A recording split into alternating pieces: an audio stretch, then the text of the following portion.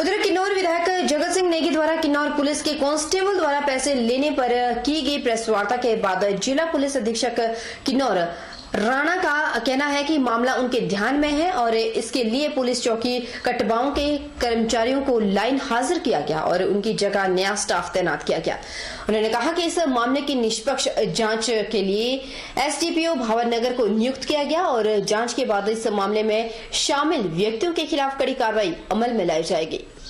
शिकायत हमें प्राप्त हुई, उस पर तत्काल में इसकी एक इंक्वायरी ऑर्डर की गई और इंक्वायरी ऑफिसर जो है वो डीएसपी भावनगर को अपॉइंट किया गया है और वो कटगांव पहुंच गए हैं और उन्होंने इंक्वायरी शुरू कर दी है कि इसमें क्या फैक्ट्स और क्या चीज़ें हैं।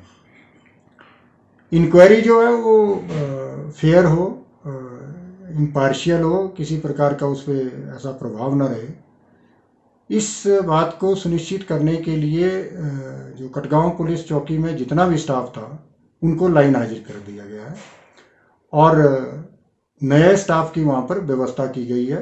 उधर अग्निशमन विभाग के वाहनों को तो आपने कई बार आग पर काबू पाते हुए देखा होगा, लेकिन कोरोना वायरस की महामारी के चलते अग्निशमन विभाग के वाहन अब बाजारों को सैनिटाइजेशन करने का काम भी कर रहे हैं। सोलन में नगर परिषद ने अग्निशमन विभाग को मदद से दूसरी बार सैनिटाइजेशन का काम पूरे बाजार में किया।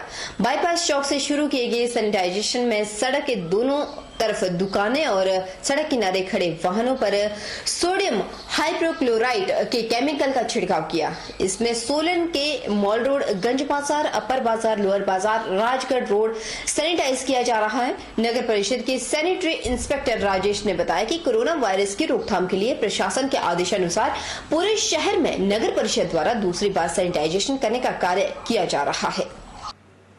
द्वारा आज दूसरे चरण में हमने फायर स्टेशन से लेके गाड़ी और हम लाल सफरून चौक से लेके और लास्ट सेंट्रल स्कूल तक फायर स्टेशन से छिड़काव करा रहे हैं और ये जैसे जैसे आदेश सरकार के रहेंगे वैसे वैसे करते रहेंगे और लोगों को जागरूक भी कर रहे हैं। लोग डिस्टेंस का खास ध्यान रखें तथा लोग अपने घरों में रहें और सेफ्टी रहें। कोरोना वायरस संक्रमण को फैलने से रोकने के लिए केवल जिला व पुलिस प्रशासन ही सरकार के आदेशों का पालन नहीं कर रही, बल्कि कृषि उपज विपणन समिति भी किसानों और सब्जी खरीदारों व सप्लायर्स को कोरोना महामारी से बचाने के लिए थर्मल स्क्रीनिंग और स्पर्श सहित हैंड वॉश स्टेशन जैसी सुविधाएं मुहैया करवाने की पहल करता दिखाई दे रहा है।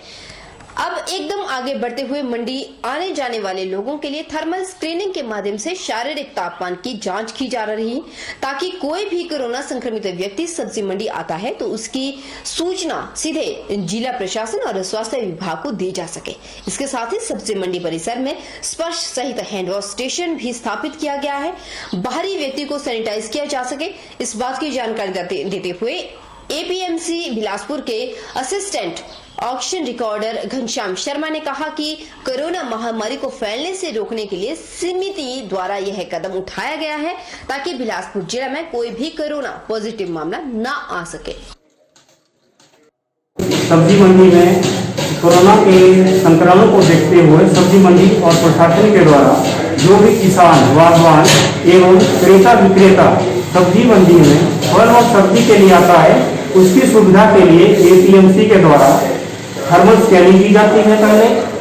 पहले सोशल डिस्टेंसिंग का ध्यान रखते हुए थर्मल स्कैनिंग की जाती है। थर्मल स्कैनिंग के बाद एपीएमसी द्वारा स्पर्श रहित हैंड वॉश स्टेशन का लगाया गया है, जिसमें किसान, सब्जी खरीदने वाला या बेचने वाला अपने हाथ को हैंड वॉश से अच्छी तरह से धोता है। यह आपने जो किया है सब बहुत बढ़िया किया है, सैनिटाइजर रखा है, हाथ धोने के लिए रखा है, तो ये सबसे बढ़िया बात है कि सबके लिए ये अच्छा है और ऐसा होना ही चाहिए। कोरोना वायरस चला हुआ है तो हमें सेफ रहना चाहिए और हमें अपने घरों में रहना चाहिए। बाकी बहुत ही जरूरी काम हो इसीलिए बाजार में आए।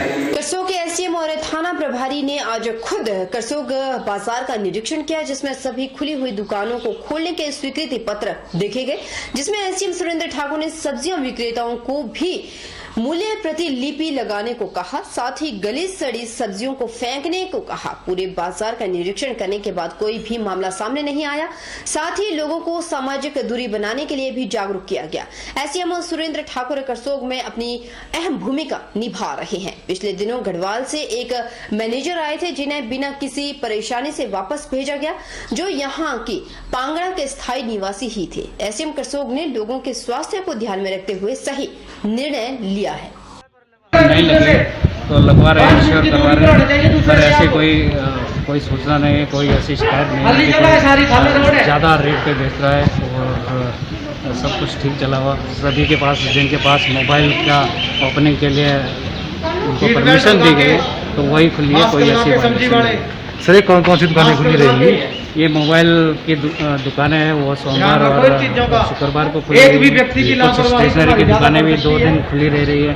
और बाकी ये जो हमारी ग्रोसरी और हमारी वेजिटेबल शॉप्स हैं वो हर दिन जैसे कर्फ्यू के रूल्स है वो 10 से 1 हर दिन खुली है। महामारी कोविड-19 से निपटने को 10,000 रुपए का चेक उपमंडल अधिकारी और chairman red cross society Jogindernagar के उप तहसील मकरेड़ी के नायब तहसीलदार पूर्णचंद कौंडल के माध्यम से दी गई। यह चेक वहां के स्थानीय निवासी और एक दंपति परिवार द्वारा दिया गया। नायब तहसीलदार पूर्णचंद कौंडल ने इस आपदा की घड़ी में सरकार और प्रशासन का सहयोग देने के लिए समस्त दानी लोगों का धन्यवाद किया। नायब तहसीलदार पूर्णचंद कौंडल ने बताया कि इस मौके पर कोविड-19 टीम द्वारा गरीब प्रवासी मजदूरों को 12 राशन किटें, खड़िहार, डोल, लांगना और चिमड़ों में वितरित की गई। उन्होंने समस्त लोगों से मास्क का उपयोग करने और सोशल डिस्टेंसिंग का पालन करने का आग्रह किया। ग्राम पंचायत तुला में कैप्टन मदन लाल ने 10,000 रुपये तथा कैप्टन पंचकुराम ने 5100, सूबेदार परशुराम जी ने 2100, student Deshraj grade 2 block elementary education office Chauntra second ने 2500 रुपये कोविड-19 महामारी के लिए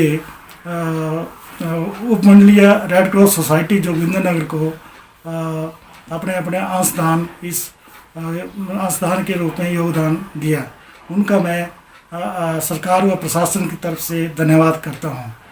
वायरस के चलते लॉकडाउन से सारे देश में कर्फ्यू लगा हुआ है और अब लॉकडाउन के दूसरे चरण में हिमाचल सरकार ने किसानों, बागवानों को अपनी फलों के कामों के लिए छूट दे दी। इस आदेश का समस्त किसानों और बागवानों, खासकर सारे बागवान जो ऊपरी क्षेत्र के हैं वो स्वागत कर रहे हैं और अपना काम शुरू कर दिया है। दूसरी ओर आम की फसल करने वालों को लॉकडाउन के चलते स्प्रे के लिए कई दवाइयों की कमी आना शुरू हो गया है। इस दवाई का इस्तेमाल बागवान आम के फल को बीमारी से बचाने के लिए करते हैं। हमारी इस विषय में एक बागवान से भी बात हुई तो उन्होंने बताया कि वैसे तो काम के लिए लेबर की कमी आ रही है, लेकिन लोकल स्तर पर उन्होंने लेबर लगाई हुई है। स्प्रे के लिए इस्तेमाल होने वाली दवाइयों की कमी आ रही है। इसका एक कारण यह भी है जिन दुकानदारों के पास यह दवाई मिलती है उनके पास स्टॉक खत्म हो गया और उनको हो सकता है कि पीछे कंपनियों द्वारा सप्लाई नहीं मिल रही होगी। सरकार से आह्वान किया है कि इस समस्या का हल जल्द से जल्द निकाले और ताकि लोग फसल को बीमारी लगने से बचा भी पाए। हमको लॉकडाउन के दौरान जो आम को स्प्रे करते हैं, जो स्प्रे वाली दवाई नहीं मिल रही है, बाकी हमने लोकल लेबर तो लगाई है, थोड़ी बहुत दवाई मिली थी वो की है, बाकी दुकानों पे दवाई नहीं है, तो उसकी वजह से हम बहुत परेशान हैं। सरकार से ये हमारा अनुरोध है कि वो हमारे इधर दवाई उपलब्ध करवाए। वहीं नूरपुर के व्यापारिक कस्बा जसूर में पुलिस ने बिना ई पास के हर आने जाने वालों पर नकेल कसना शुरू कर दिया। एएसआई दुनीचंद ने बताया कि जिन्हें ई पास मिले हुए हैं उन्हीं गाड़ियों को आने जाने दिया जा रहा है। अस्पताल में जाने वाले मरीजों को जाने दिया जा रहा है। दुनीचंद ने अपील करते हुए कहा कि लोग घरों में ही रहें और मास्क को जरूर पहने। लोग कम से कम 1 मीटर की घर में भी दूरी बनाए रखें। वाहन आ रहे हैं हम उनके कागज वगैरह चेक कर रहे हैं। जो जिनको ई चलान मिले हुए हैं, ई पास मिले हुए हैं, उन्हीं गाड़ियों को ही हम अलाउड कर रहे हैं। कोई हॉस्पिटल जा रहा है चेक कराने के लिए या कोई ड्यूटी के लिए जा रहे हैं, उनके पास चेक करके भेजा जा रहा है। तो घरों में रहने की ज़्यादातर अपील की जा रही है कि अपने घरों में रहें और मास्क पहन के, जहाँ निकलना भी है मास्क पहन के निकलें और उचित दूरी बनाए रखें। कम से कम 1.5 मीटर दूरी बना के रखें। रुकेंगे छोटे से ब्रेक के लिए। ब्रेक के उस पर फौरन हाजिर होंगे। बन रही हमारे साथ।